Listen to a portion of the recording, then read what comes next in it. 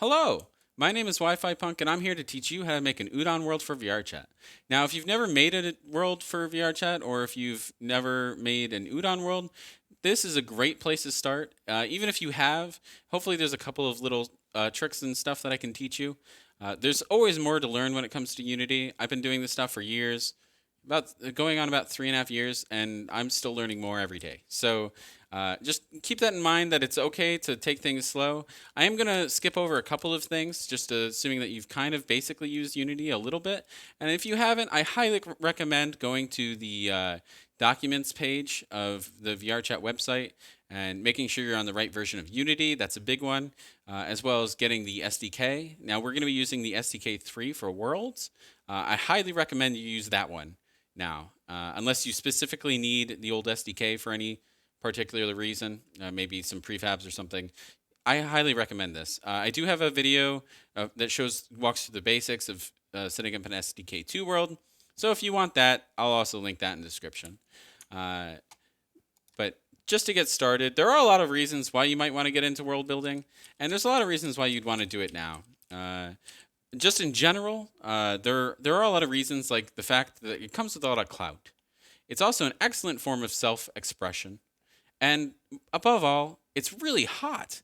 Like, have you ever seen that scene in Aladdin where Aladdin's like, I can show you the world. And you can literally do that. That can be you. You could be freaking Aladdin. You could have a magic carpet that fly. Oh my god, I kind of want to do that. Okay, nobody steal my idea. Anyway, I'm going to dive right into this. Now you'll see that I have a scene here. This is actually a VRChat HomeKit that they released. Now, I think this is a great place to start because there's actually no Udon version of it right now. So it makes for a really good way for me to teach you the basics of the Udon scripts and go cover some resources that you might benefit from. If you want this HomeKit, it's actually in the asset store. You can just search for the VRChat SDK or VRChat template, whatever, and you should be able to find it. It's not super difficult to find. Highly recommend it. It's got a few different scenes with and without textures on it. But as I said, there are a couple of small issues. So like if I click in this VRChat SDK object and then like on the world, you'll see all these like scripts, right? Well, that's because this was made for the SDK2. And so hopefully they update this with a new version that has the SDK3 setup. But until they do, you just kind of have to do it yourself if you want to use it. And so once you have this imported from the asset store along with the SDK, I also recommend importing Jetdog's prefab scripts for Udon. Because you will save yourself so much time. Now, when it comes to Udon, I highly encourage people to learn how to write the scripts themselves. But at the same time, if somebody's already done it, or if there's a easily available, Jetdog is he's a beast. He's a beast. So, feel free to use scripts and things that you can find. There's also a VRChat Prefabs Excel sheet that they've been throwing stuff on for years. It's a great resource. I'll throw that in the description below. And there's also stuff on my Discord. So, just feel free to like browse through all of that because there's going to be a lot of it. I want to make sure that I cut all of these series into about 10 minutes. So I'm not going to linger too much on what I have imported here just yet. But I am going to get started just by going over a few of the basic things. So like, for example, because this has a VRC world it's broken, I'm just going to go ahead and delete this from this scene and going to look for the VRC world object that's actually in the scene itself. Technically, you could get to it by going to the VRChat prefabs, or VRChat examples prefabs, and then going to VRC world. Or you could just search. The search is your friend. I use it constantly. So, VRCW, there it is. Drag it in. And then as a little reminder, by default, whenever you drag a object into your scene, particularly a spawn or something, it's going to be facing the blue arrow. The blue arrow is forward. And so we're actually going to want to turn this around just 180 degrees like so, which you could either do by, clicking up here, the rotate tool, rotating around, or I'm just going to hit the E in this case and rotate. Maybe I will, since I generally use the default controls, say what I'm doing as I do it. But so if you see here in the bottom that I can add a component, if you add a camera, it will actually show you the direction that the camera is facing. I do not recommend leaving cameras on your anything. The more cameras you have in a scene, it does technically add to the load. So avoid having cameras enabled if you can, with the exception of like one for a like a main camera that you can use for things like post-processing and like render distance and a whole bunch of other stuff. But for the scenario right here, okay, we have a VRC world object in our scene. It's here. You'll notice over on the right that there's a VRC Udon behavior script. And so anytime you need to apply an Udon script, whether it's a prefab or you're making your own, you're going to need this Udon behavior. You also obviously need a scene descriptor and a pipeline manager. All this stuff that's in the VRC World Prefab is required. You need all of this stuff. You can browse through it, and you can generally understand most of it by default. But if you have any questions, feel free to leave a comment, and I'll try to answer it.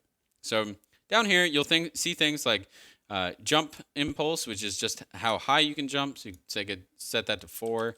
Walk speed, run speed, basic, basic controls, and it tends to be enough for everything you need. So that's the spawn. We've already gotten basically halfway there. We can spawn into this now if we were to upload it, and we could walk around, and that would be great. However, there are also like these chairs over here, and there's also a mirror that I don't think that we can use. I'm gonna say that we probably don't want to leave these here because they're just broken scripts. So I'm actually going to come in to the couch, and then if you see something that's blue ever, you can it won't let you do anything to it. It'll ask you to open it as a prefab. We don't really care for that, so we're just gonna right click on like the top blue one and then unpack prefab. So if you unpack a prefab, now you can do whatever you want with the things in it. So in this case, I'm just going to go through and delete all those chairs. If you want a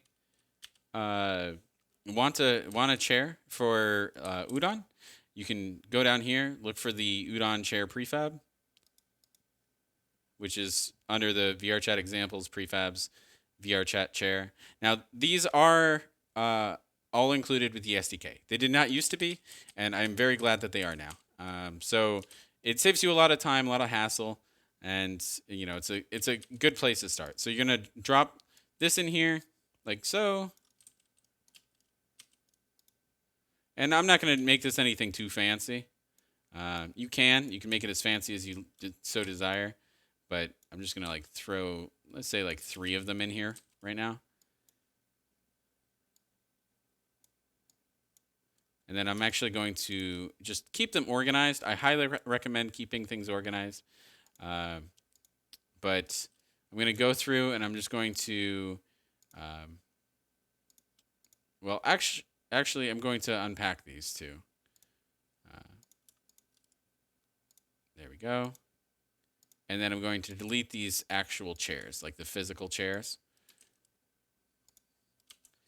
Where it says seat and exit are just where you will, where the avatar will sit down, and exit is where, when they stand up, where they'll get out at, like where they'll spawn from the chair. You could technically move them around anywhere, and you can actually see under the VRC station script here that there's options for them. Now, if you're putting them in a car, you're going to want to change these around a little bit. But for the most part, this is going to work. I would highly recommend, making these boxes smaller. You're probably going to want to have them be, somewhat nicer squares. Well, actually, technically, I think the best thing to do would be to take just one of them. Just take one of the chairs. Let's go with this one. We're going to edit this bounds box to be sort of like what it was before, when the world was all LU right there. It was all made with the old SDK. We're going to copy this over. And you can actually copy any component settings. Like, say, you have this box here. You just go to little gear in the top right, copy component, and then we're just going to select these two, paste the values. So now that all the boxes are the same, though they do look like they're a little low. We're just going to raise these up. Yeah. So there you go. You can sit in these now, and you sit down. So there you go. That's the basics of getting a world initially set up.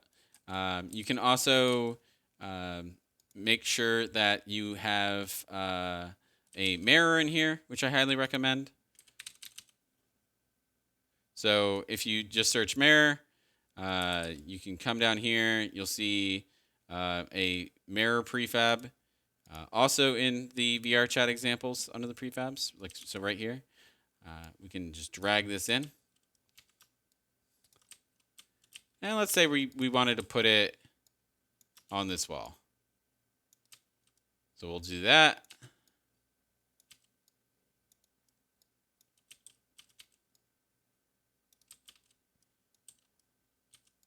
Ta-da. And we probably also want a button. So we should probably take a button, either from Jetdog's prefabs, which is probably what I'm going to do here. He's actually got a few different ones set up already with different triggers. I'm just going to take, because I want to actually walk you through setting it up, I'm just going to take a regular button. Let's put it over here. Just going to put it on this wall.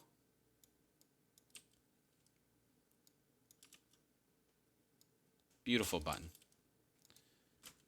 Throw a collider on this. Oh, yeah. Let's throw it down here. Throw a collider on this. If you're seeing things that get in the way like this, I just recommend going to the gizmos, sliding everything over to the left some. It doesn't have to be all the way, but at least some. And then so we've got this collider on here. We're gonna do it on this default button right here. So we're going to go to a Udon behavior, click in here, and let's find a toggle. I think there's actually a toggle included in the VRChat examples. So if we come in here, Udon prefabs, toggle game object. So if we were going to set one of these up, we're just going to drag this toggle game object into the program source. And this is the most basic trigger that you could basically do. And then we're going to have it trigger the mirror. Bam. And you are done. If somebody clicks this now, it will toggle locally for them. Now, if you wanted it to work for everybody, you could. You would just need some object sync and everything, and you'd be set. But generally speaking, you want to keep mirrors and things as local as possible. So there you go. Now we have a home world, nice little one. It's already pre-configured. It already has a light and pretty much everything that you need to get started. If you want to know more about lights and stuff like that, I'll make a whole thing about that, as well as audio, because audio is normally something that I would want to include some basic stuff in here, but it's definitely something you can go into a lot more detail. Jetdog's prefabs, which I, again, highly recommend, has a 2D audio source in it that you can take and throw some music on. Bam, you've got your own little background music for your home world there. So I hope this helped a lot. Once you're done, all you got to do is go to the control panel, be signed in, and set up the layers. set up the collision, and hit build. But that's it. That's everything. So if you have any questions at all regarding basic stuff, feel free to ask in the comments and stuff like that. And then otherwise, look out for some of the other tutorials. So I'm going to, like I said, do one on lighting and occlusion and other optimizations. So feel free to check out those, and as well as audio. I think one dedicated audio is a good idea. And then I'd like to get into doing an actual Udon script series where we either go over doing things with Udon's or the Udon's built-in Noodle node format, or through Merlin's interpreter. Those are my two preferences for scripts. Either way, they both work great. But again, that's basically everything you need to get started. So feel free to stop by the Discord, as well as check out my Twitter, and I'll see you next time.